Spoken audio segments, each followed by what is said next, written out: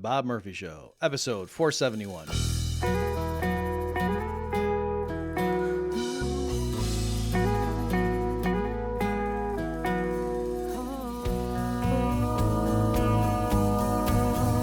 There's a tidal wave coming.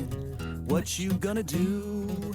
Get ready for another episode of The Bob Murphy Show, the podcast promoting free markets, free minds, and grateful souls. It's your source for commentary and interviews, conducted by a Christian and economist.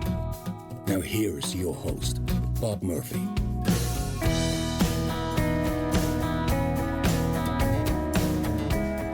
Hey everybody, welcome back to The Bob Murphy Show. Another crossover. This time, Adam and I are going over my recent interview of Eric Weinstein that happened over on the Infi podcast. So my discussion with Eric broke 2 hours, and I thought it was great. It was exactly what I was hoping for. And my post-game analysis with Adam here clocks in at something like an hour and 10 minutes, and it also was exactly what I was hoping for. And let me give you a little teaser. I had an epiphany. Well, that's a strong word. I really thought through and understood more deeply what I think Eric is doing with his gauge theory approach to economics while I was talking with Adam. That Adam asked me to explain something. I walked through it, and then I think by the end of it, I said, I think I really see what Eric's trying to do now.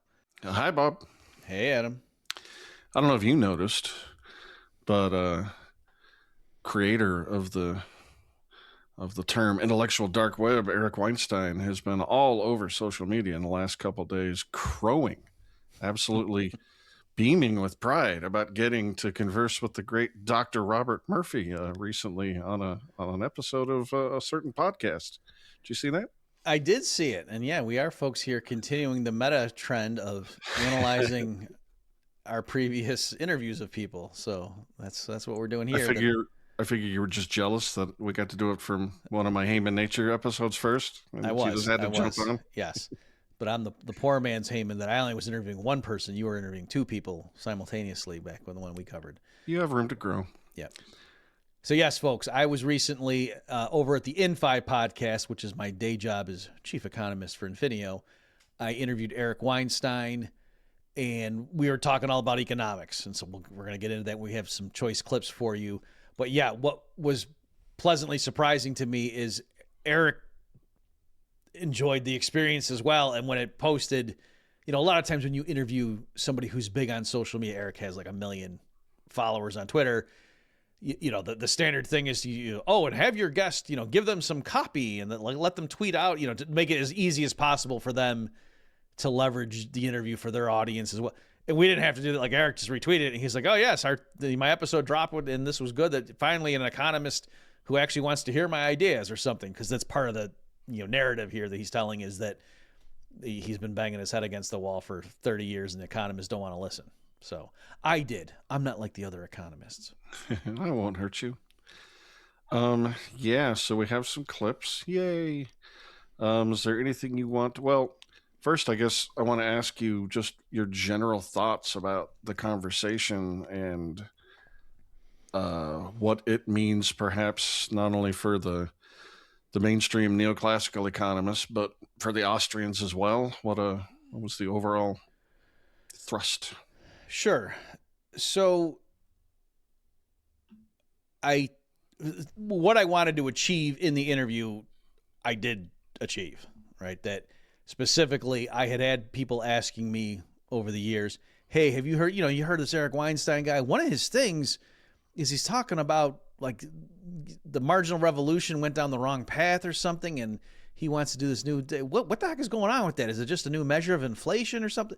And so just being clear about what is it, Dr. Weinstein, that you're saying, you and Pia Milani are contributing here. Like, what are you proposing? What claims are you making on its behalf? Because it sounds like you think this is more than just a different way to calculate CPI, which, definitely is the case. So I think, we really nailed down in the clips here, folks. I'll give some more as we go through this as to, what exactly is Eric claiming and so on. And then the other big thing is, as I'm sure you may have seen, Adam, but just me doing the research on this to get ready for the interview, there are a lot of people that hate Eric Weinstein's guts and think that he's a fraud and that, yeah, he doesn't have any peer-reviewed thing. He just goes around. He's really good on podcasts. And, yeah, it's not hard to get Joe Rogan to think you're a genius when you use some big words and, you know, you got a PhD in math from Harvard. But, like, notice he keeps going from field to field telling the people that he's a genius and they're idiots. And all the, you know, but all the big guns in each respective field say this guy's a, you know, a con man. Get out of here. And so he just retreats to podcast, right? So I can say enough that Eric was not bluffing with me about mathematical economics, the stuff he was talking about here. It's not just he had a passing familiarity and was, you know, some, you know, intelligent outsider who perused some articles and then starts shooting from the hip. That the stuff he was saying was very plausible, or coherent, I should say, like internally, because he was speaking nonsense. And so, yeah, I can't right now evaluate, you know, like if he misstated something in terms of his discussion of gauge theory, I wouldn't have caught that in the interview, right? But I'm saying everything he said vis-a-vis the economics checked out, and it doesn't mean at the end of the day I'm going to say, yes, everybody should follow his lead here, but what he's saying is not absurd the way, you know, some of his harshest critics are alleging. So I will say that. Certainly, and we'll get more specific, folks, when we go through the clips, his critique of neoclassical, you know, mathematical economics, I think is very strong. As far as, like, should Austrians care? At the very least, it's interesting. It's sort of like Nassim Taleb. He and I had some correspondence over the years, and I think Taleb likes the Austrians for making fun of guys like Krugman or Paul Samuelson, but we're coming at it from different angles. That, like, guys like Mandelbrot and Taleb aren't afraid to use math when it comes to modeling the financial sector, but their point is you got to use the right math. Like the you know, these Keynesian guys, just, they're not even, you know, they're using kiddie math. What the heck is this? Like, it's giving this veneer of rigor when no. So anyway, that's you know, I think at the very least Austrians, and you could see it was a very friendly conversation that Eric and I had. So I think that's partly where, you know, we all agree that the, you know, the leading guns in terms of mathematical economics are bluffing the public, and that the rigor behind their field is not nearly what they purport it to be. The last thing I'll say before we, you know, get into the clips here, Adam, and obviously I want to hear your general reaction too before we do that, is I don't think this is merely a turf war between different mathematical economists, and he's just saying, oh, my math's better than yours, but if you're an Austrian, you're kind of above it all, and yeah, you guys are all kidding yourself. I understand the temptation to do that, and if some Austrians just want to say that, you know, fair enough. I can't say you're wrong. But some of the stuff Eric was saying about, like, how you would, like, he was saying, you know, there's no such thing as the price level. You know, that's like saying the average temperature, or he's just like saying, what's the temperature of the U.S.? Like that's crazy. You wouldn't even talk like that. I think there are some implications there where Austrians might have just said, you know, oh yeah, everything is subjective and ultimately it's the individual and you can't really do it. And I think he was given more practical procedures you could use to, at least in principle, think through what would it mean to talk about someone from 1960 who lives in Cleveland, and, you know, what's $100 to him there, and then how much money would he need to have 20 years later if he lived in Miami? Yeah, and, I was know, very. Like that's, you know, I think Eric has really thought through what would that mean in practice to talk about, to, you know, to give him the quote the same income. Whereas I think a lot of Austrians just say, oh, yeah, well, things change, but what we could talk about is the evenly rotating economy. And it's like, well, what if it's not the evenly rotating economy? Are we just saying you can't do it? Or are you just saying, well, in principle, you would do it this way? So I think Eric has really thought through, and it's not just math. Like, he really has thought through the economics of what would it mean to really answer that question. Yeah, I was really fascinated by what I understood of what he was talking about. And then I was really overjoyed because he said the map is not the territory, and referring to these models and these, you know, mathematical tools. And I thought, well, if a guy that's real smart is thinking along those lines, I definitely want to hear more. Yes. Turn it over to you. Where do you think the best place to start is? Well, given that we're doing this at a high level, the way I look at it is that this got framed radically incorrectly. Okay. And this came out in 1996. It had been brewing in the early 90s between P.M. Milani and myself. And it's not about index numbers. It's not about inflation. It's not about growth. It's about marginalism. And if you think about marginalism as the penetration of the differential calculus into economic theory, obviously you don't call something the marginal revolution if it's small potatoes. And anytime changes in the differential calculus have penetrated economics and market thinking, you get nothing short of a revolution. So, for example, stochastic differential calculus in option pricing in Black-Scholes-Merton was a revolution. You could make a case for nonlinear programming. Various aspects of differential calculus thinking have completely upended how we think about economics. So the attempt here is to upgrade all of economics to the most modern form of the differential calculus. Now, if we call it gauge theory, it sounds sexy. It goes back to Hermann Weyl calling it gauge theory, I think 1917. But it's not anything more than a very simple idea about differential calculus. And the claim is that not only does economics need differential calculus, it already is a version of gauge theory. That is, economics as it is understood today, the very concepts that underlie the heart of, let's say, Marshallian demand or theory of the consumer, are gauge theoretic concepts, not recognized as such. And so, just as, Moliere's bourgeois gentleman does not know he's been speaking prose all of his life, I don't think economists understand that they've been doing gauge theory all their life and that they need to recognize that because they're often using the inappropriate choice of a derivative in the calculus sense. And so, in essence, there are multiple concepts of a derivative where we tend to teach our calculus students that you take the derivative as if there's only one. And you have to choose the correct derivative because in all of calculus, we should agree that when something is derivative equals zero, there is some notion of constancy. And in economics, there are different notions of constancy, and they come from different choices of a derivative operator. So I guess I have a few questions if you don't want to just dive right in. I do want to answer your question. Let me just say something real quick before I lose sight of it. So it was interesting the way he's viewing it. Again, he certainly doesn't think this is just about calculating CPI.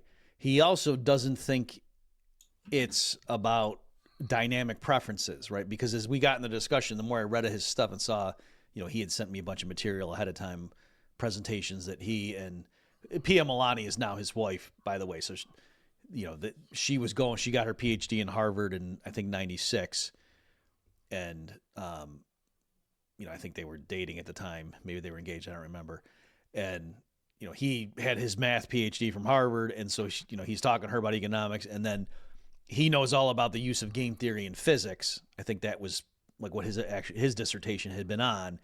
And so then, realizing, what you economists aren't using this, this development in math over in your field. Well, geez, look at all the stuff you could do. And then realizing, wait a minute, this isn't just some parlor trick. Like this really has a lot of economic implications. So one thing, and I think we'll get into it in these clips, is he thinks this approach very easily and naturally handles the possibility of somebody's preferences changing over time, whereas he claims that's the Achilles heel right now of standard neoclassical economics.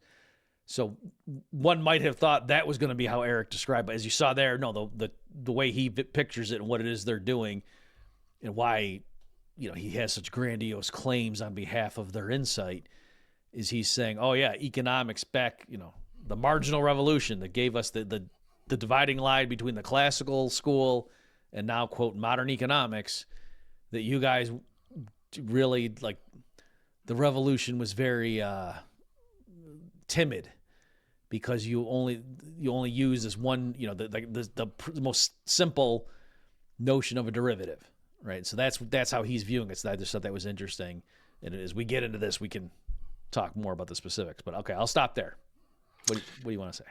Yeah, I just had a couple more basic questions. Do you agree with his assessment that the marginal revolution could be described as the penetration of differential calculus to economic theory? Do you think that's the right way to look at that?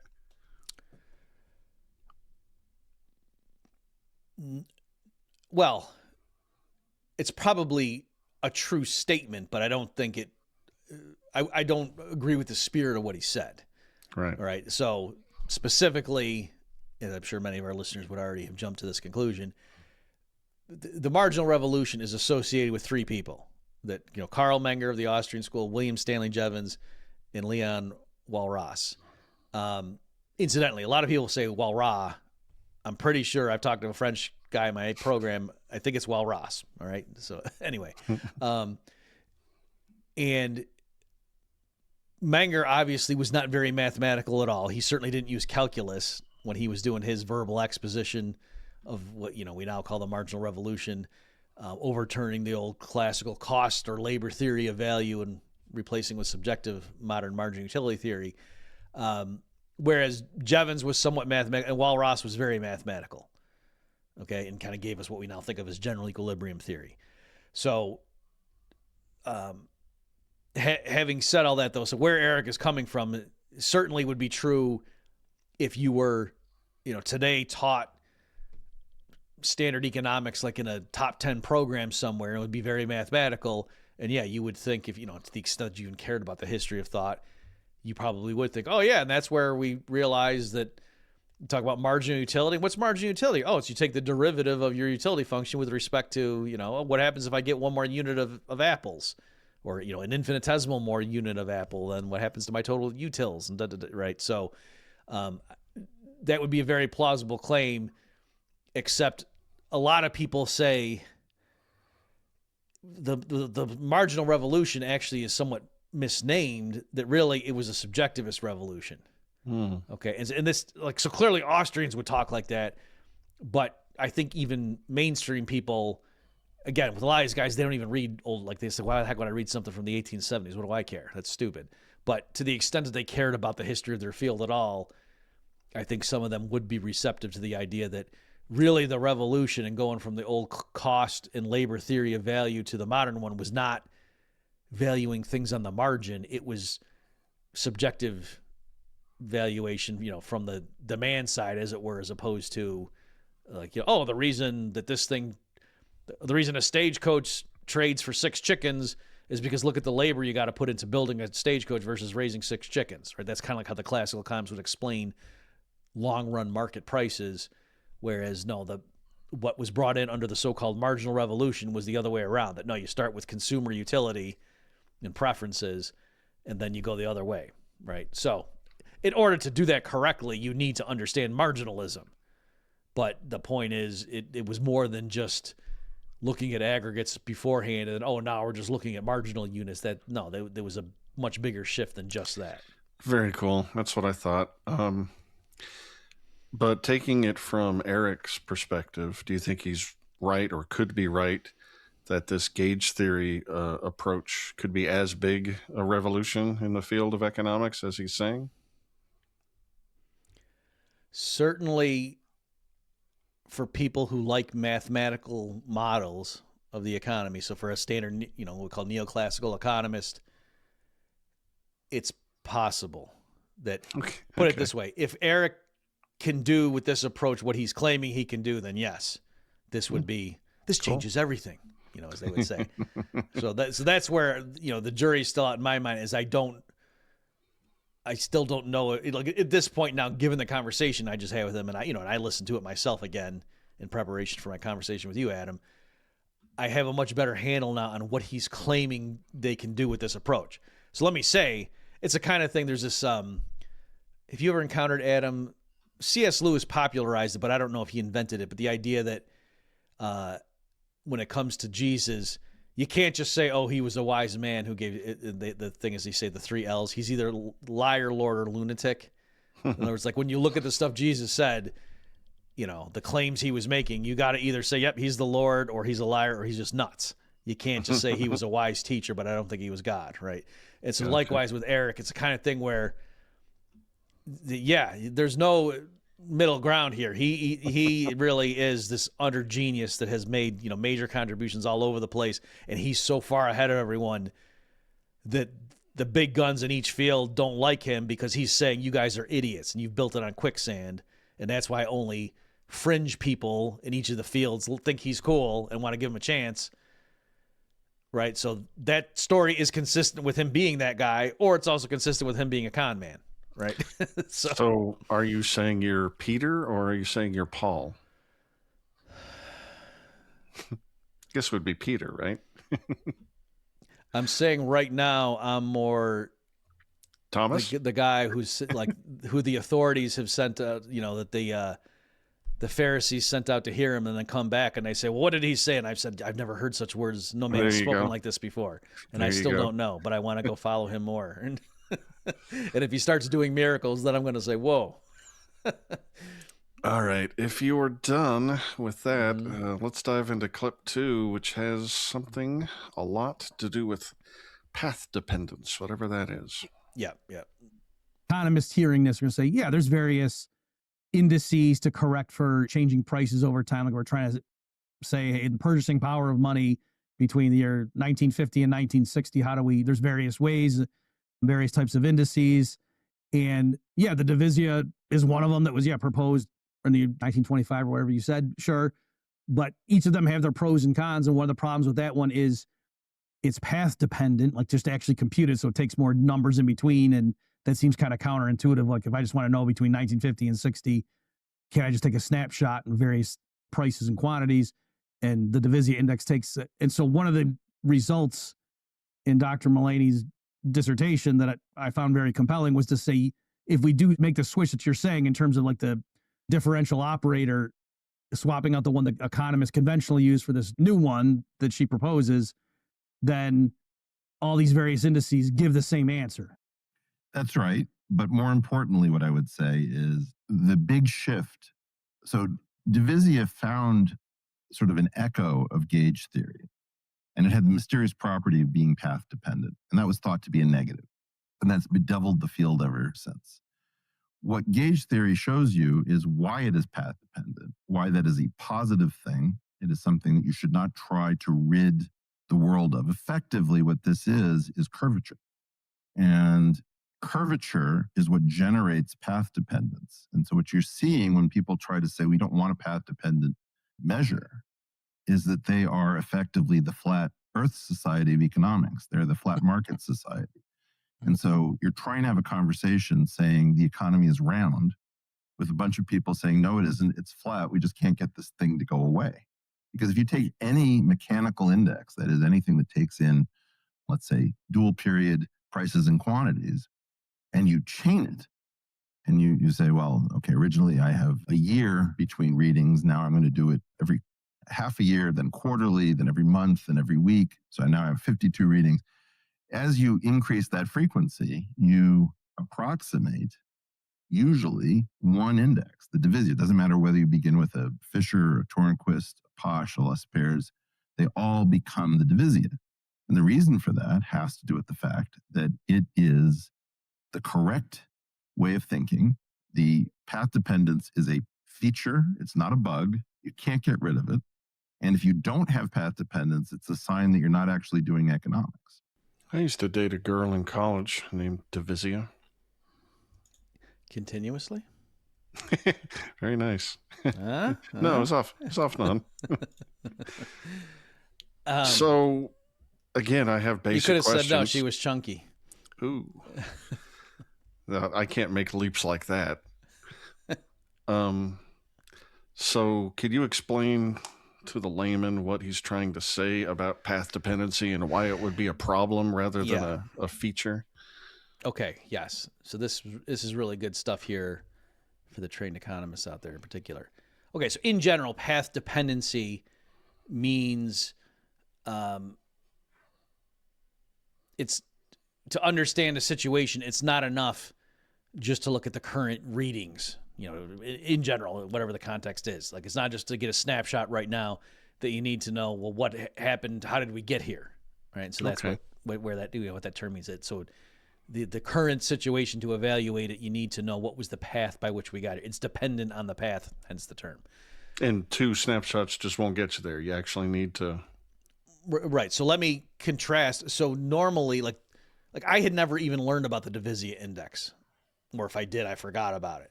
You didn't go to the same college I went to.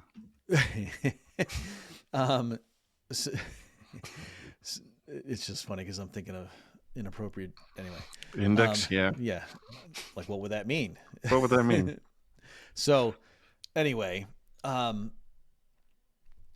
normally you'd say, like what I was saying there, I forget what years I picked, but you could say something like, okay, we want to see the change in purchasing power, or, you know, like a thing like, oh, Ron Paul, since the Fed's been formed, the dollar's lost such as, well, what do you mean by that? Right. And so you could say, oh, well, what we mean is you want to like take a basket of goods in 1913 and compare them to a basket of goods today, and then just see what the prices are. Like, you know, how much more expensive is it? And so right off the bat, there's the Posh and L'Esper's indices are like our two leading contenders, and they work differently.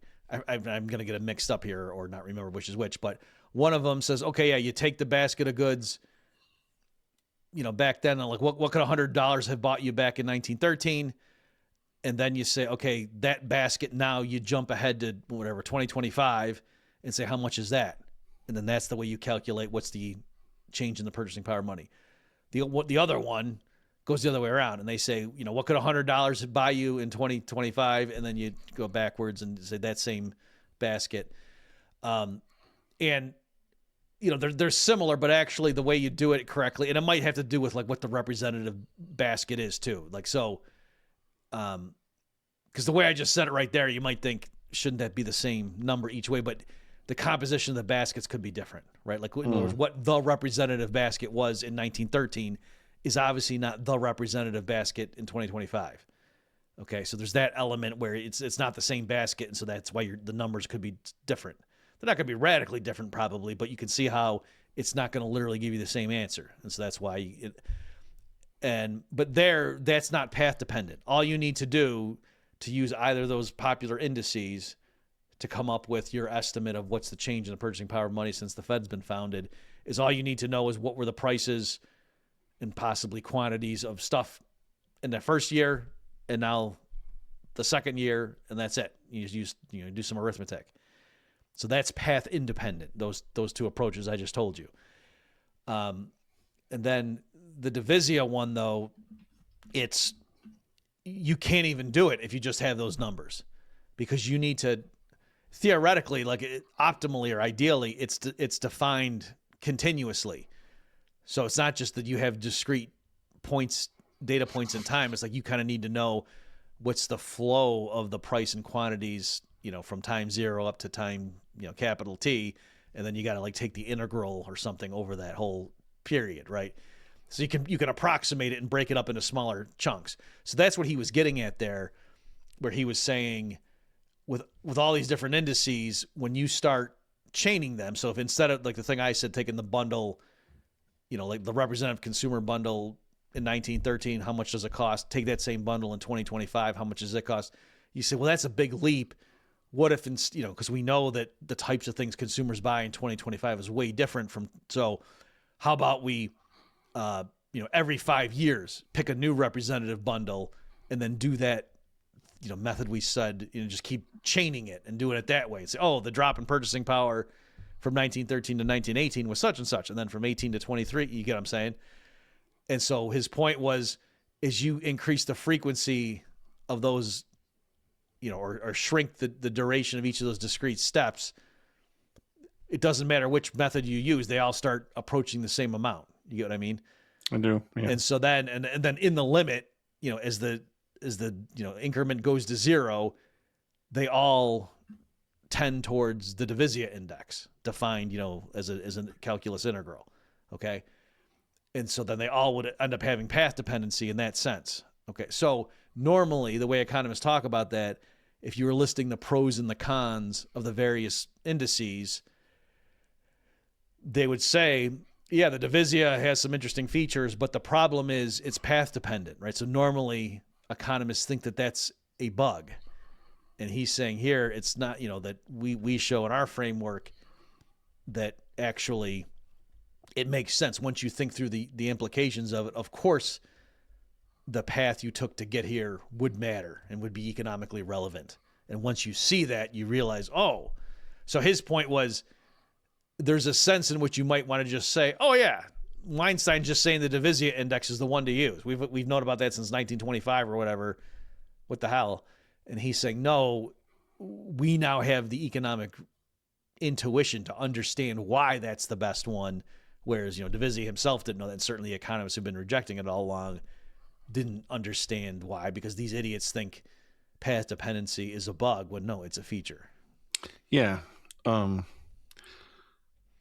What did you think when he made the provocative statement, if you don't have path dependence, you're not doing economics? I'll try to keep this brief because I was playing around with this. And we're going to get to this a little bit when we do the Arrow's theorem clip. But there's a sense in which what they're trying to say is, again, you want to say something like, again, go back to what I said a minute ago. They're trying to break it out and not just look at aggregates. And so they want to say, like, even at an individual level, instead of talking about what's the purchasing power of money for Americans in 1913 compared to 2025, instead it's like, what's the purchasing power? Jim right now, who's in the year 1960, is a 25-year-old living in Phoenix. And if he has $100 and he really likes to drink Coke, and he's, dating a girl, whatever, what does he care about? What can he get for $100? And now let 20 years pass. And Jim has moved. Now he's 40, right? Did I say he was 20? Because now he's 40. And he's moved to wherever, Cincinnati. And he's married. And he has 2 kids. And he's trying to, be real healthy now. And so now how much money do I need to give him the same level of economic welfare is $100 would have given to his 20-year-old self, given all the different conditions he faced? He was a different person 20 years ago. So do you see how the way Eric is thinking about it, there's way more involved than just, oh, prices are higher. Like, the people are different. Their tastes have changed. You know what I'm saying? And so he's saying, though, it's not impossible. Not just, I think this is what you were getting at earlier. I think Austrians would just say, well, yeah, I mean, things change and whatever, and you can talk about the evenly rotating economy, and those are thought experiments, but I mean, ultimately, entrepreneurship, baby, and you can't control things, and people are unpredictable, human action, right? But no, Eric is saying, no, how about we say more than that? Like, if you're really in principle, how would you do? And so he's saying, basically, moment to moment, the $100 that he has the guy, the 20-year-old, to say, I want you every moment to roll that basket of goods over that you could, like, what do you want to spend your $100 on? And he picks the thing that, maximizes his utility at that moment. And then just say check in with him every minute or something. And then say, right now, if you could exchange that old bundle for something that has the same market value, just a barter transaction where there's no arbitrage, what would you do? And then just have him keep doing that until he's 20 years later and he's moved. And so it's that chain all along the way that's connected it. So there's no way you could do that thought experiment and just say, no, jump ahead to be your 20 years from now and you've moved and you're a different guy. That would just be just as crazy as you saying, yeah, Adam, right now, imagine that you were Paul Krugman. How much money would he need to have as much happiness as you have with $100 right now? You'd say, I don't know, he's a different guy. And so likewise, if you just say right now, picture a guy 20 years from now who's moved and has kids, how much would you say, I don't know, that's a different guy. That's not me. But you can kind of imagine yourself, 2 minutes later. So that's what he's getting at.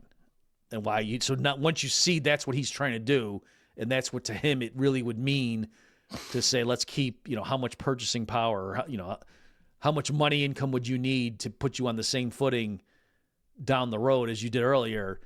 I think, Eric is saying to even answer that question meaningfully, it would involve the kind of thing I just walked you through. So clearly path dependence matters there. How could it not? If you're not using path dependence, then you're not doing economics. That's what he's getting at. Very cool. By the way, I don't think I even understood that until I just said that to you. You're welcome. What would you say is the favorite part of this interview? You said Coke, which made me think of Dr. Pepper, which reminded me that your friend and mine, Scott Horton, has a brand new Dashboard Academy where he's putting all of his amazing... I was wondering where the hell you were going with that. I was, yeah. You know where I'm going, baby? So yeah, he's got a brand new thing. Why don't you tell the good people about his thing? Yes, folks, our sponsor for this episode is Scott Horton's new academy. I'm sure you've heard about it, and it is wonderful. And it is the kind of thing, I'm going to go out on a limb here. I don't think I'm going to hurt Scott's feelings, that I think a lot of people listen to Scott. They say, well, we love him. He goes too fast, and he assumes everybody knows a bunch of stuff. And he's just making aside comments, and then there's this guy, and then there's, oh, wow, we did this, and then so-and-so, and of course, but this guy is a Pashtun, and he did it. It's like, Scott, what are you talking about? I don't even know where these countries are located. And so what's happened in the Scott Horton Academy is his lectures, slow down. We put a restraining jacket on him, and he's speaking at a normal speed, and you can follow him. You can stop it and rewind and whatever. But also he has all sorts of other people. If you're interested in the question of, Christian Zionism, for example, there is an exhaustive discussion of that, treatment of that. And so all of these things are available. Do you want to say anything else from your point of view? And then I'll give them the news they can use. Even if it was only about adding enough structure to make his amazing tangential lines of discussion just minimized, not eliminated, but minimized, it would be well worth the effort. Yeah, and he's got he's got that Jim Bovard lecture series all about his history of reporting how horrible the government is, and he's adding new courses by the month, I think. Yeah, it's what I've sampled so far is very, very good. I can't wait to sample the rest, and you all should go out and do likewise. So how would they do that? One might wonder. One might wonder that. Yeah. ScottHortonAcademy.com/crossover. And if you go ahead and use that link, it will entitle you to 10% off if you do the yearly subscription, or 20% off if you do the full bore lifetime subscription. So again, go to ScottHortonAcademy.com/crossover. Yeah, you should definitely get the lifetime one. That's got to be the best bang for the buck. Scott's young and healthy. And since you're supposed to repeat these things over and over, go to ScottHortonAcademy.com/crossover. So moving away from foreign policy and Dr. Pepper, back to Eric Weinstein and economics.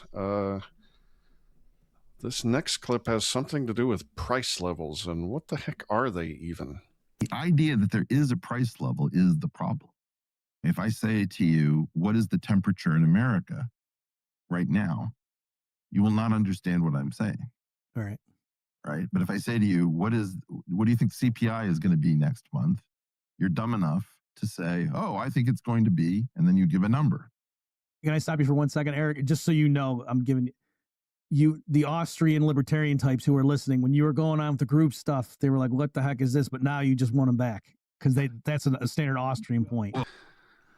It's good. Make the man laugh. I will say to you, Adam, that's when I broke the ice, and he and Eric and I became buds, right? Up till that point, like, we had some phone calls and whatever, and it was very cordial and everything. But I'm saying in the interview, I think we were both a little bit stiff in the beginning. We weren't sure how it was going to go.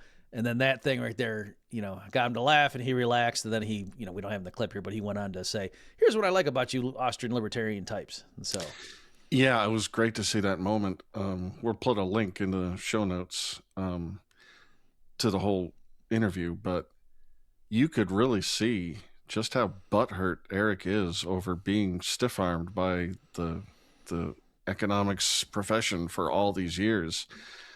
And it was very nice to see you two connecting like that. He was just someone taking him seriously, and and hey, as you said earlier, if you want to gain traction, talk to another fringe economist. You're right there for the. I've been hurt too. Yeah, that was great. Do you want to say anything more about what's missing, talking about the price level?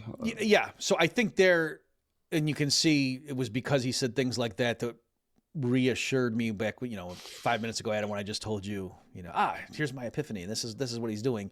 Him saying stuff like that reassured me that, okay, I'm on the right track. So again, when people are asking, what is he just proposing some new way to calculate CPI, and what he's arguing that he and Mulaney would have come up with a a higher estimate and the Boston Commission wanted a lower estimate, and so they're just quibbling over numbers. Who cares? No, you can see that's not not doing justice to what they're talking about. So they're saying that, that this is a very primitive, crude approach, and we can't believe, given how much data now we have and, all the computing power and whatnot, that we're still talking about, the BLS reported that in October, CPI rose such and such, when, they wouldn't say temperature rose such as. It's funny when he said that, though. In the climate change literature, they do talk like that, right? Like they do say stuff like, well, the UN came out, and if the governments around the world just tax us by this amount, then we will limit the rise in global temperatures to such and such. I mean, so and they wonder why we don't take them seriously. Among all the problems with that, it's also like, what do you mean by the global temperature? What are you talking? So again, they can define it just like, you can define what's the CPI, but the point is, you're mashing together all kinds of stuff, and is that really a useful metric? When you're a young planet, you stick the thermometer in the South Pole. And then as you become an adult planet, you can put it in the North Pole. I don't want to hear what you and Divisio are up to, all right? Just, that's between you guys. So many indices. So shall we go on to clip 4? Yes, this one is...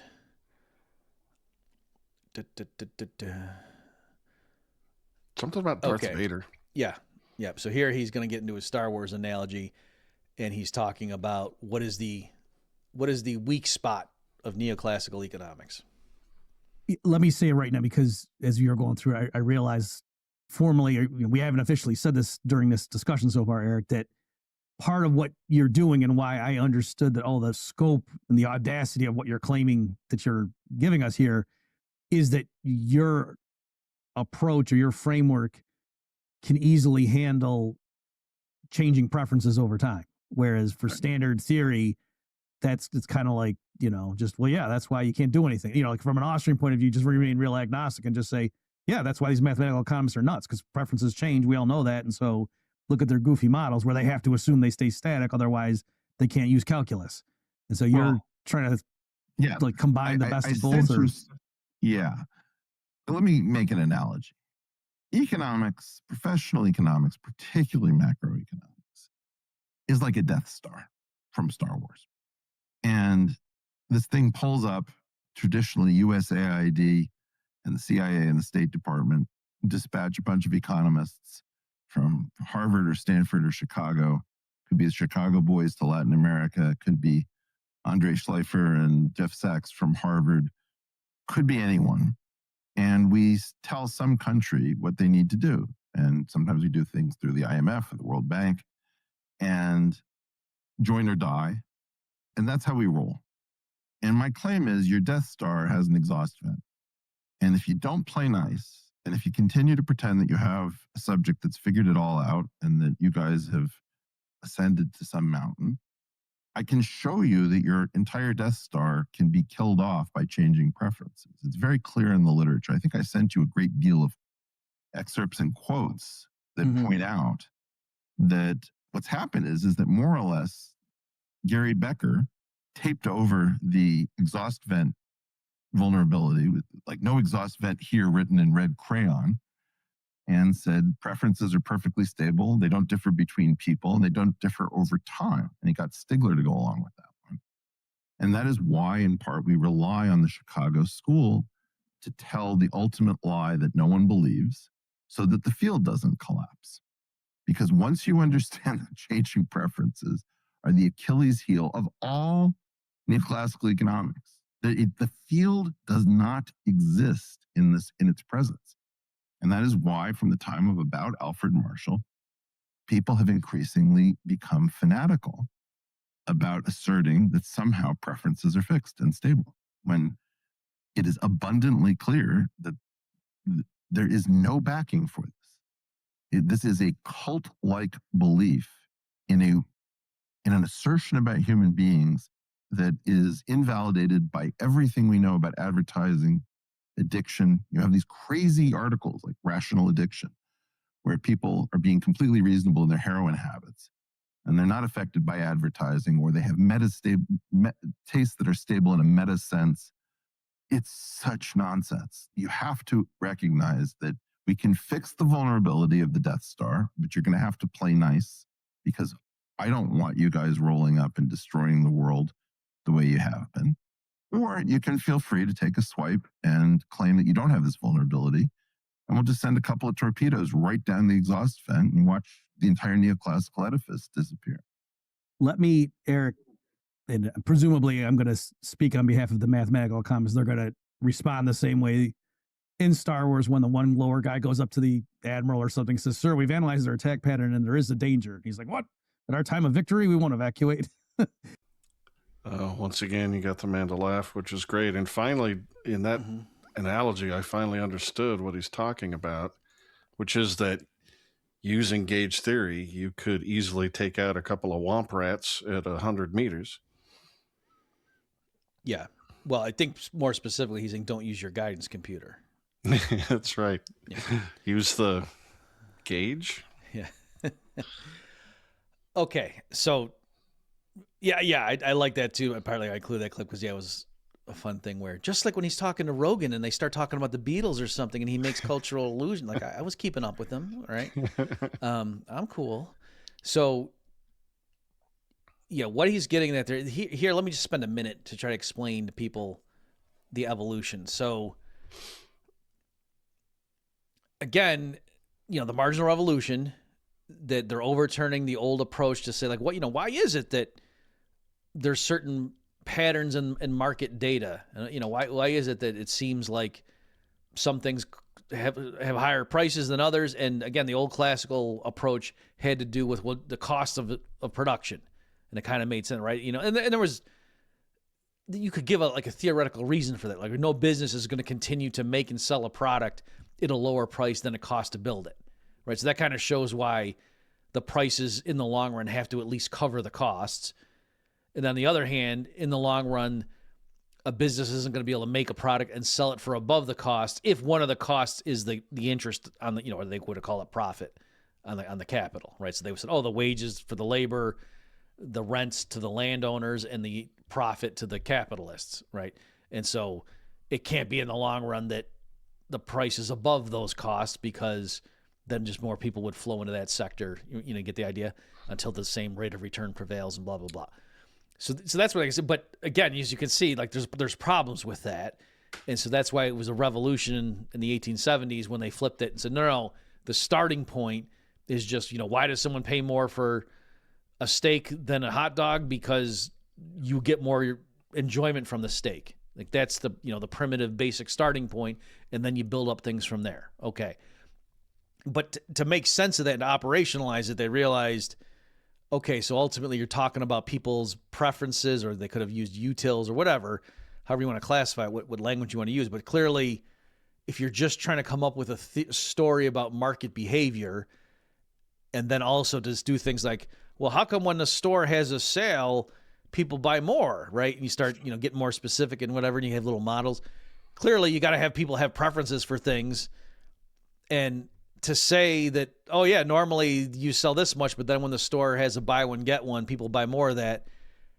If you think about it, you kind of have to assume their preferences are the same yesterday and today and tomorrow in order to make sense of why the changing price affects the quantity sold, right? Because if your preferences were moving all over the place, then you wouldn't, have a stable target. Okay, so you can see where this is going. But even there, the standard approach would be people can have different preferences, right? Like, you're trying to explain why when there's a sale on cigarettes, price, quantity goes up. But how come some people just, no matter what the price is, don't buy cigarettes? And was well, because some people aren't smokers. Okay. You see, but there was this famous paper that Gary Becker and George Stigler put out, the title of which was De Gustibus Non Est Disputandum. I'm butchering, that's the Latin phrase. There's no accounting for taste, or, when it comes to taste, there's no dispute, or something like that is like the literal translation. And so what they did in this paper, it was a famous paper like in the 70s, I think. And I mean, this was a big deal. Like everybody reads this paper. I read it at some point going through grad school, either because of my Austrian background or because of my mainstream. I don't remember which, but I had read this paper before Eric gave me homework basically. And in this paper, they push and say, it's not just that we're going to assume for a given person that your preferences are stable over time, which is kind of like what the default is. People think, oh yeah, people have different preferences. Like, in other words, that's partly how you, out of the gate, explain why is it that when people go to the grocery store and they all come out with different carts, you know what I mean? And how do you explain it? Well, because people's preferences are different. Now, each person's has to be stable. Otherwise, you can't make sense of why do sales do what they do. You get what I'm saying? But, okay. But Becker and Stigler push it further in that paper, and they say, no, we want to come up with a framework by which, even though your own preferences might change over time in like a predictable manner, in the sense that, you know, you could build up an affinity. You know, like when you're young, you don't like alcohol. When you're 10, and then by the time you're 40, you might be, drinking Jack Daniels or something. You got to kind of build that up over time. Maybe you like classical music, maybe whatever, and they don't want that. They don't want to make it that your utility function changes over time. They want to just say, no, from birth, you had the utility function you're going to have, and it's just your experiences along the way and blah, blah, blah affected, the manifestation of how you act on that. But you ultimately, and then they want to even say, and it's the same for everybody. So really, when you want to understand why is it that, the single mom in Chicago buys certain things when she goes to the grocery store, but you buy different things as a, married man living in Florida, it's not because your preferences are different from hers. You guys all have the same utility function. It's just the arguments you're feeding into it are vastly different. Okay, so that's the long-winded context of what Eric is getting at here, where he's saying what economists originally posited different preferences to kind of explain consumer behavior, because obviously people do different things, but then you did kind of have to do the sorts of stuff we want to do in standard price theory. You had to assume people's preferences were stable, at least for a little bit, and then they just ran with it. And Eric is saying this whole edifice has been built up, and you see how he works in, the IMF and all this, and that's all true. Like there's, when various third world countries get in trouble and they have a debt problem, the IMF will come in and say, yep, we'll give you a bailout package, but you got to do what our economists tell you. You got to liberalize trade. You got to remove capital controls. You got to cut your spending. You got to, get these people off the dole. And they do a lot of, quote, neoliberal reforms. And that's packaged under the guise of this is, rigorous Western capitalism, basics for you. And that's partly why leftists hate what they call neoliberalism. And, we can quibble with the term and say, oh, that's not real laissez-faire. And that's true, but you get why these people don't like that. Like they view the West's economists who like free markets ramming that down their throat. And gee, all these international companies come in and strip mine our resources, and our people, get their money cut off. And what the heck is this? So anyway, and that's why we vote for Marxists next election. Apparently in New York. So I asked 2 questions early on, and I'm going to ask and I answered 0 of them probably. Sorry. I'm gonna ask him again. I'll stop talking. Just get me back on track. I know I was going off on a tangent there. No, it's not that you didn't answer them. But Eric once again made a real powerful claim, so I want to re-ask those questions in slightly a different way. How close do you think Eric's approach gets us to actually solving the problem of changing preferences over time? And then to his claim, is it really true that without this fix, all neoclassical economics is non-existent? Okay. I can do the second one. Let's do the second one first. That's allowed. So what he means... It's not path dependent. Yeah. What he means... He obviously doesn't mean that they're going to stop teaching this stuff next year. Right? They're all going to just like, you got us, Eric. Damn you. Well, the torpedoes haven't hit the exhaust portal. Right. But what he means is, in order for the theories to have any relevance, they're inapplicable right now. They build this whole edifice that relies on some pretty strong assumptions that are clearly false. And so, and this is famous too. He probably doesn't like Milton Friedman in his, Friedman has a famous essay where he says, it's fine to make false assumptions so long as, the world behaves as if they were true.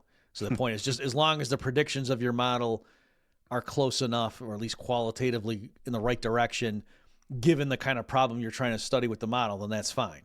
And some people even take it so far and say simplifying false assumptions are a virtue because they help isolate, the thing we're trying to study. Okay. So I think Eric would say something like, given that you see that all over the place, and this isn't just like, oh, we had to dumb it down to teach it to the freshmen in college. No, this is like cutting edge stuff that they're saying it has really significant false assumptions built in at step one. That what relevance is this? That and those assumptions are affecting the answers, right? So I think that's what he's claiming, and that's what he's saying, that yes, the way economics right now, and you can see the big guns, like they're pushing the stable preferences. That's not just some relic from, oh yeah, that was before we got good at math and now we're doing, like he's saying, no, the way they've gone, they have just solidified that, and they've doubled and tripled and quadrupled down on stable preferences. And by the way, partly in preparation for this discussion, Adam, I just tweeted out like 4 hours ago a quote from Gary Becker, not from this paper, it was elsewhere. And he said something like, I'm not going to get the exact wording right, but it might have even been his Nobel acceptance speech. I'm not sure about that, but he said something like, the three-pronged approach of maximizing behavior, market equilibrium, and stable preferences used unflinchingly, and I forget, and he used some other adverb, is what to me constitutes the economic approach, something like that. So he didn't just say, oh, for convenience, we assume stable preferences. He built that into, you're not doing economics if you're not assuming stable preferences. Like that's what the economic approach entails. And also he threw in that, the unflinchingly. Got to be brave. And I said that with Eric, that, that you heard Adam, we don't have in the clips, folks, but I said, that's a weird thing to say. You know what I mean? Like it's almost like you're admitting, now I know there's going to be pushback because this is false, but still, we're going to just assume it's true and just ram it down your throat because we're economists. It looks like the boat's on fire, but if we just keep sailing, it's going to be fine. Yeah. So anyway, that's my answer to your number two. Then your number one is, does Eric have the solution? Like, can he say, it's or is it plausible to think that this approach will get there?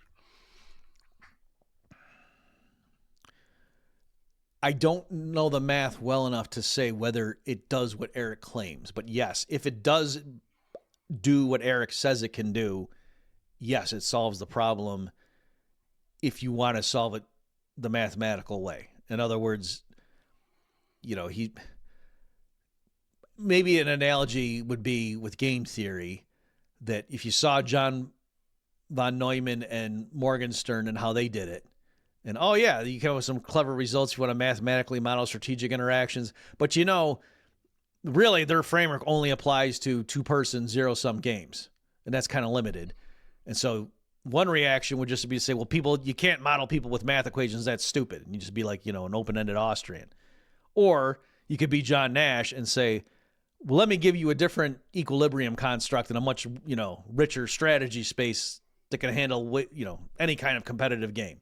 And here's a way of approaching it. If we make some simple assumptions, I can guarantee there exists an equilibrium in this broader sense for any kind of game, right? So that's what Eric is doing, that second approach. He's saying the way you guys are trying to do this, your tools are way too limited.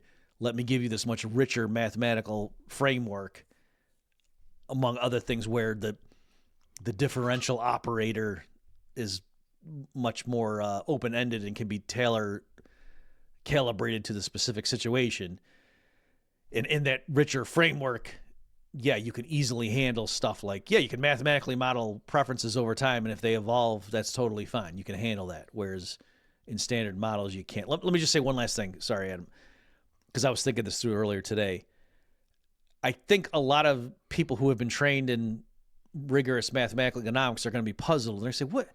We can handle, there's this thing called the Arrow-Debreu general equilibrium framework of markets, and it's the kind of thing where, time zero, you can just look ahead and you can buy, they assume that there's contracts available for the delivery of any type of good or service conceivable, not only at every future point, but even under every possible state of the world. You know, if there's random shocks that just occur over time, and just so long at T0, we can just look ahead at all possible future instance in the entire vector of possible goods and services I might want. And right now we can just buy contracts that spell all that out. I can, know what my, work is going to be over time and how much income I'll earn at those things. And I can just spend it all right now and do my plan. Boom.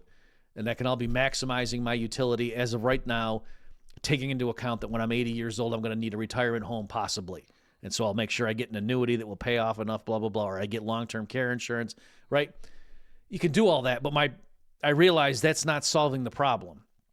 Because even though there you might be saying your preferences change by you right now looking ahead to when you're going to be in the retirement home or whatever, that's not changing.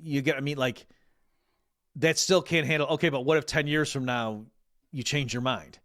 Yeah. You know what I mean? Or you realize, oh, I don't like retirement homes, that those places, you go nuts there. I don't want to do that. Strictly speaking, even projecting into the future, what you think, it's still your present preferences. Right. Because time has not occurred, Right. So anyway, I'm just saying that someone might have thought like, oh, we can handle that. And it's just, that's so open-ended. You can kind of do anything in models like that, or you can make real simplifying assumptions. Like, let's just say your current preferences just repeat over time and you just have a discount rate or so. But my point is that, even if with the full blown, everything in the kitchen sink is thrown into the model, open-ended, infinite number of markets and goods and whatever, that again, I'm just repeating myself. That's not what Eric is trying to account for. He's trying to say, no, I want it to be that even your ordinal preference relations can change over time and we can handle that. Whereas other things, it's like, no, you're just kind of a different person. I'm glad you brought up game theory. We just did a great episode on it, I think. And we were, picking apart some of the flaws, where it leads to just goofiness, which makes me want to ask the following question. Does the Austrian approach have any unique quibbles with what Eric is trying to do? Like, do we buy indifference curves, or aggregating preferences and comparing them and all that, or are we just putting those objections to the side for the moment and seeing how the neoclassical approach can be improved? Or do we have anything to say about that? Okay, so at the very least, I would say Austrian should be interested in from the last point you just made there, to say, kind of like I told you, like, why did I go into game theory when I was at NYU? And I was like, well, if I'm going to use math models and stuff, let's at least just go all the way, right? Instead of this crazy let's assume there's one household that lives forever. Like, that's stupid. Right. All right. So there's that element that at the very least, what Eric is doing is, I think, saying if we're going to use math and calculus, let's at least use the cutting edge calculus, that kind of stuff. But I think it's possibly deeper than that. And I imagine some Austrians are going to come with me on this journey, and other ones are going to say, we can't go with you, Bob. No, here we stop. Is that, and this came out a few times in the interview. I don't know if it jumped out at you, Adam, but Eric was saying, like, I don't believe in cardinal utility. I understand the dangers of going down there. I like you guys and your focus on the individual. And this is consistent with his stuff about there is no price level. It's like, maps of things in the individual. And so I think what he's showing is, like, he's not aggregating. And I'll save this discussion when we talk about Arrow's theorem in a minute. I think that's the last clip. But that Eric is not saying, oh, this is the way to come up with the price level. He's saying, no, you disaggregate, and we're giving you the mathematical framework to handle that coherently. And he's not doing cardinal utility. He is not aggregating, to come up with social preferences and things like that. So I guess I will say some of what he was doing, like, I'm reading into it, but I think it's possible that he's brushing up against some of the problems I was having in grad school when I was critiquing the Austrian pure time preference theory of interest. And I was saying the way this is conventionally described in the canonical works, from like Mises and Rothbard and Kerzner, for example, to me, it implied cardinal utility, in a way that the Austrians typically don't like. And I was saying, like, for example, just give you one quick example. They'll say, oh, what if a guy in December is offered the choice between present ice or ice to be delivered in July? And you can imagine the guy saying, I don't need ice right now. I'll take a ticket that entitles me to ice to be delivered in July. And so you say, oh, isn't that a future good being preferred to a present good? And the standard Austrian response say, no, they're different goods. Ice to a guy in December is different from ice to a guy in July. And so then I was really getting philosophical and getting there. I said, well, what do you mean? That you're kind of comparing, the instantaneous satisfaction to him in December compared to he's looking ahead to saying, what will this feel like when I consume it in July? And then you're trying to compare those things across time. You get what I'm saying? And so, it's not merely saying like, oh, do you want a hamburger now or a steak now? And you can say, well, those are different goods. Or do you want a hamburger now or a steak in July? And you can see how you say those are different goods. But when you're saying the ice and they're different for, you're like getting in the guy's mind or something. So anyway. Right. You're not time traveling. yeah. You're getting in his mind, his understanding of his preferences and July. So anyway, I was just, whether people agree with me or not here, my point is I'm trying to answer your question that to me, I did see some connection with that. And so I was wondering, if we just, hang out in this space for a little while and I work through this stuff and maybe, correspond with Eric a bit. Say, are you saying this? Or you do that? Yeah, I don't think at the end of the day at Mises University, we're going to spend the first 2 days, teaching fiber bundles. that's never going to happen. But I do think like just the way I walked you through the intuition earlier, when I said I had my eureka moments, I've never realized that until you just forced me to say it. Like there, I wasn't using calculus. I was just going through stuff. And I'm saying I never would have walked through that had I not been reading up on what Eric's doing with this stuff. So. Well, it wouldn't be a podcast worth watching or listening to if we didn't talk about Kenneth Arrow. So shall we? Let's do it. Economists used to be much smarter. Well, yeah. Yeah. So I want to talk about Ken Arrow and Paul Samuelson because I had the good fortune to be able to talk to both of them. In the case of Arrow, face to face, in the case of Samuelson over the phone about this. And what they had to say was like legitimately fascinating. So Arrow, when he heard about this result, had me initially to breakfast and then out to Stanford. And at breakfast, he says, I have to tell you, your result can't actually be right. And I said, okay, can you explain why? And he said, well, I have this thing called the impossibility theorem. And I chuckled because, of course, I knew about it. He said, what it says is that you cannot aggregate preferences in a coherent fashion between many individuals at a single instant in time. Can't be done. It's impossible. And what you're doing is you're fighting a duality. And in that duality, a single individual over many instants of time is directly equivalent to many individuals at a single instant in time. And what you're talking about would be a solution to the impossibility theorem. And I'm positive that the proof holds. And, at first I didn't even really grasp what he was saying because I didn't see it in the same way at all. Yeah. Can I stop you just, I don't want to say it, but let me just make sure the listener, because I love this story, but I want to make sure the listener gets it. So folks, Arrow's theorem has some postulates, like in social choice theory, it's a landmark result. Say you got a bunch of different people, they have different ordinal rankings of various states of the world or outcomes. And with some basic postulates about like there shouldn't be a dictator. If everybody prefers A to B, then the social welfare ordering should prefer A to B, stuff like that. And he showed there's no way of aggregating all these disparate subjective individual ordinal rankings into one social ordinal ranking that satisfies all these very reasonable criteria. And so what Arrow is saying is this guy, Eric Weinstein, is coming along saying, I figured out a way to solve the problem of different ordinal rankings by an individual over time. And then Arrow's saying, well, no, I mean, mathematically, that's equivalent to just treat, myself at T and T plus 1 plus 2 plus 3 is Jim, Bob, and Sally at the same time. And my theorem showed that's impossible. So you must be wrong. Okay, so go ahead. So what I didn't understand is that he saw that as equivalent. And I said, no. I hadn't understood that this is how you were seeing it. There are two pivotal differences between the two situations. This is a false duality. He said, what do you mean? I said, the first thing is your result is a result in social choice theory. There is no market. You're voting on, let's say, 3 different candidates, or as you say, 3 different outcomes of the world. And what you're saying is that you cannot aggregate a heterogeneous group as if it was a single consistent super individual.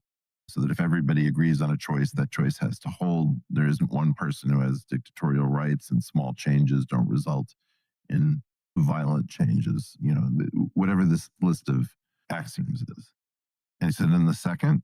And I said, well, the second is that there is no morphing of Bob into Sally, into Arjun, into Letitia. That just doesn't exist. And you do morph into your future selves over time. So you're also not in possession of a path which connects all of the individuals who are being aggregated. And those two things break the apparent duality that you're appealing to. And I'm not going to disagree with you that in their absence, you'd be right. You'd be correct. But that's why the intertemporal market situation and the intra-agent social choice situation are not in duality. There was like a long silence. And he said, oh. So, yeah, what do you think? Is Eric right? Are those things so disparate that the theorem doesn't apply? I think so. And by the way, that was when I originally had a phone call with him more than a year ago, when he told that a shortened version of that story, that's when I really said, okay, I don't think this guy's bluffing, because the story was plausible. In other words, right? That he's sitting here telling me, oh yeah, I had lunch with this Nobel Prize winner and da-da-da. And what he had Arrow saying was totally plausible to me. As you saw, that's why I stopped him and paraphrased, even though the way Eric tells the story, at first he didn't understand even what Arrow's deal was. Whereas to me, I was like, oh, I know exactly why Arrow thinks something doesn't add up here. And then Eric's response also to me, I was like, oh yeah, I see what he's saying. And so that's when I said, okay, I don't think this guy is a charlatan the way his critics are alleging. And this is also, by the way, more recently why I got Eric on the podcast, right? Because he had kind of given me a bunch of homework, and then I got bogged down with stuff because I really wanted to do a bunch of research before having him on so I could be a good interviewer. And then he had a conversation with Grok about this stuff. And, his fans were like, oh, this is great, Eric. Grok really gets it. And then, of course, the critics were, yeah, Grok always agrees everyone's a genius. This is stupid. And there's Arrow's theorem, right? And some guy who's a trained economist, right? In other words, you have to know enough to know what Arrow's theorem is. And he was saying, like, no, Arrow's theorem is very open-ended. It wasn't just about, voting for candidates. You could build in, like, the fact that there could be market prices, that could be in there, and that's all possible. No, Arrow proved in general there is no mechanism by which you can map from blah, blah, blah, So anyway, that's when I saw that going on. That's when I texted Eric and I said, hey, we got to just have this conversation because this is, this can't wait. So anyway, yeah, I love that discussion. And yes, Adam, I think his response works. And I also think, going back to your earlier stuff about should Austrians even care, I think that's really interesting that the way he's trying to solve this problem is, again, going back to what I was saying with the individual and how do you, in principle, how could you do it and say, well, the 20-year-old, what would you spend the $100 on? And you look at that, and now just every moment in time, just say, okay, now that you're a little bit older, what would you exchange? I'd probably say, oh, if I had my druthers now, I would take that old bundle and I would exchange it for a new bundle, right? And you're not allowed to kick in more money or to make you can't sell it and keep some of the money to go, do something else with, right? You got to just keep rolling it over into a bundle that at those current market prices has the same, value. And you just keep rolling it over that way. And so there, I really do think he's getting on something deep there, that you need market prices to help you understand, what it is. So in other words, it wouldn't be enough just to say the individual over time, how do your tastes change? And, oh yeah, when I was 20, I would have wanted, a 40 of this malt liquor and blah, blah, blah, and whatever. And I used to listen to rap back then. Oh my God. And da, da, da. And now when I'm older, I'd rather, but to know what's the comparable bundle? You need to have prices. You get what I'm saying? Like, it's not enough just to know how to have your taste change. In order to answer the question, you need to know what existing market prices are. And so that's not something that's only due to, competitive market process, right? So anyway, there's a lot there about, like, it seems like it intersects with a lot of Austrian stuff. Yeah, I could definitely see that. Is there anything more you wanted to say? The only thing I have left is, as I was going through the interview, there were terms thrown out that I didn't really understand what they meant. I was going to run them by you. Mm-hmm. But given where we're at in the time, if you have anything more important in closing, then maybe you should just do that. Well, I will say, if people found those clips intriguing, by all means, go to the show notes page and check it out. The full it's like about 2 hours, I think, is what it went. Yeah. Because there's more where that came from. That's for sure. And I guess I'm going to think more about this stuff and digest it, and maybe do maybe something like the Human Action podcast, or maybe a solo one here going through it. And I am going to be in touch with Eric about, as we get some more feedback from people and whatnot, to try to take this further. Because I do think part of what's happening here is people just don't get what he's saying. And then because he comes off I get it hard. And so I can see why, instead of them saying, well, let's give this guy a little bit more chance to explain himself, and he is saying we're completely full of it, maybe he's right. No, they're just going to say, get out of here. What the hell are you? So I get that reaction, but I think there's enough there that it's definitely worth at least me pursuing this, just to see, if there's even a small chance that this guy can do what he's saying, then I think it's worth pursuing. So I am going to do that. Oh, that's fascinating. I hope fruit is born from those efforts. Forget my questions about terminology. Look these things up, ladies and gentlemen. It's a great conversation. I was fascinated by it the first time through, and then going back again and cutting out these clips. Eric's a real smart guy, and he's got the kind of wisdom that comes from being smart about a lot of different fields, which means your intuitions can be supercharged. You'll see something in some other area that may be applicable in another one, and you wouldn't see it if you're just head first down the trough into this one thing. I remember being impressed by Terence Tao, the mathematician, because he was similarly brilliant in many different aspects of math. I assume. I didn't understand a word the guy said, but it's what seemed to be going on.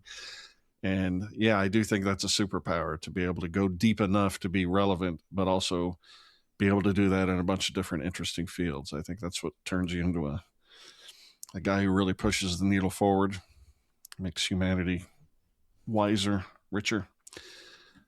So yeah, check that out. Go to bobmurphyshow.com. Go to Haman Nature, Haman. Please check out our sites, and go to our various YouTube pages and like them and subscribe to them. You got any parting words of wisdom for the good folks, Bob?